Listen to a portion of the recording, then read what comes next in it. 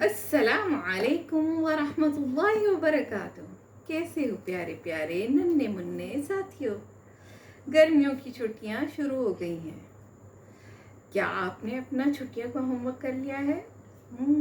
تھوڑا تھوڑا کر لیا ہوگا، ابھی کافی باقی ہوگا۔ آج سے میں آپ کے لیے روز لاؤں گی ایک نئی کہانی۔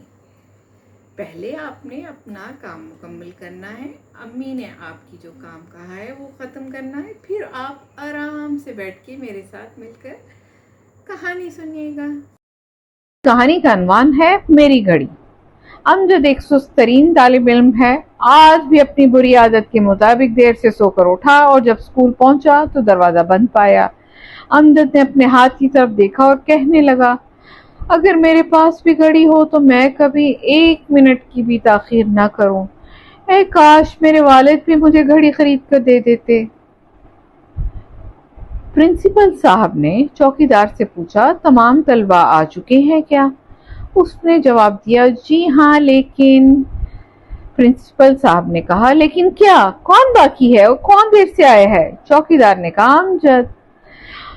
امجد وہ تو ہمیشہ دیر سے آنے والا طالب علم ہے، دروازہ کھولو اور میرے دفتر میں لے کر آؤ۔ پرنسپل صاحب کے دفتر میں جاتے ہی امجد پر لرزہ طاری ہو گیا۔ قریب تھا کہ وہ خوف کے مارے بے ہوش ہو کر گر پڑے۔ پرنسپل صاحب قریب آئے، شفقت سے اس کے کندھے پر ہاتھ رکھا اور نرم لہجے میں دریافت کیا، بیٹا دیر سے کیوں آئے ہو؟ امجد نے روتے ہوئے جواب دیا، اس مرتبہ معاف فرما دیجیے، آپ سے وعدہ کرتا ہوں آئندہ دیر سے نہیں آؤں گا۔ پرنسپل صاحب نے شفقت سے امجد کے سر پر ہاتھ پھیرتے ہوئے کہا، یہ آخری بار معافی ہے بیٹا، چلو اب کلاس میں جاؤ، شاباش۔ امجد کلاس میں داخل ہوا اور اپنے دوست طارق کے پاس جا کر بیٹھ گیا۔ طارق نے پوچھا، ارے امجد آج دیر سے کیوں آئے ہو؟ خیریت تو ہے نا؟ امجد نے کہا، میرے والد صاحب کی آج جلدی آنکھ نہیں کھلی اور وہ مجھے جلدی اٹھا نہ پائے۔ طارق نے کہا، تو تم خود کیوں نہیں اٹھتے ہو؟ میں تو روزانہ خود ہی اٹھ جاتا ہوں۔ امجد نے کہا، انشاءاللہ تعالی کل سے ایسا ہی کروں گا۔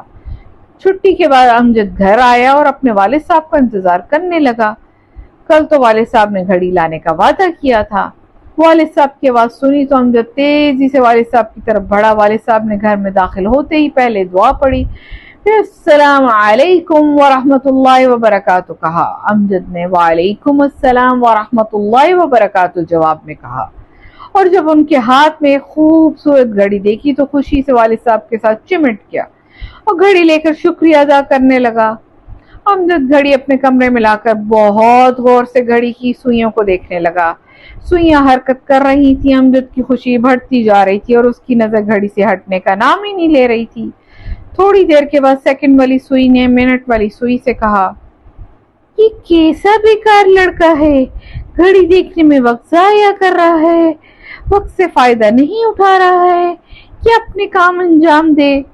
منٹ والی سوئی نے کہا، جی ہاں، ہم صبر ہی کر سکتے ہیں۔ گھنٹے والی سوئی نے کہا، یہ تو خوشی سے دیکھ رہا ہے۔ سیکنڈ والی سوئی چکر پورا کرتے ہوئے کہنے لگی، مجھے تو اجازت دو، میرے پاس وقت نہیں ہے۔ صبح امجد جلدی بیدار ہوا، تیاری کر کے اسکول روانہ ہو گیا اور راستے میں سورج کی روشنی میں اس کو گھڑی اچھی لگی، کھڑے ہو کر دیکھنے لگا۔ اسی میں پھر دیر ہو گئی، گھڑی چلتے چلتے اچانک رک گئی۔ امجد بہت غمزدہ ہوا اور گھر واپس آ گیا۔ گھر پہنچتے ہی والد صاحب کو بہت غصے میں پایا اور ان کے پاس اسکول کا خط تھا جس میں امجد کی شکایات درج تھیں۔ امجد بہت شرمندہ ہوا اور گھڑی اتار کر والد صاحب کو دی اور کمرے میں چلا گیا۔ دوسری صبح بغیر گھڑی کے جلدی بیدار ہو کر وقت پر اسکول پہنچ گیا اور خوشی سے کہنے لگا، سستی کا علاج چستی ہے، نہ کہ گھڑی۔ تو پیارے بچوں، کیسی لگی آپ کو آج کی کہانی؟ یقیناً پسند آئی ہوگی۔ آپ بھی سمجھ گئے ہوں گے سستی سے ہر کام بگڑ جاتا ہے اور چستی سے آدمی کئی کام کر سکتا ہے۔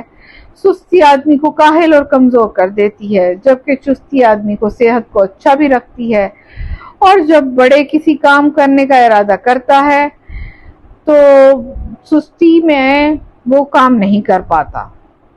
تو پیارے بچوں، آپ جب بھی کبھی کسی بڑے کام کا ارادہ کریں تو سستی مت دکھائیں، انشاءاللہ اللہ تعالیٰ آپ کی مدد فرمائیں گے اور آپ کو وقت پر کام ختم کر سکیں گے۔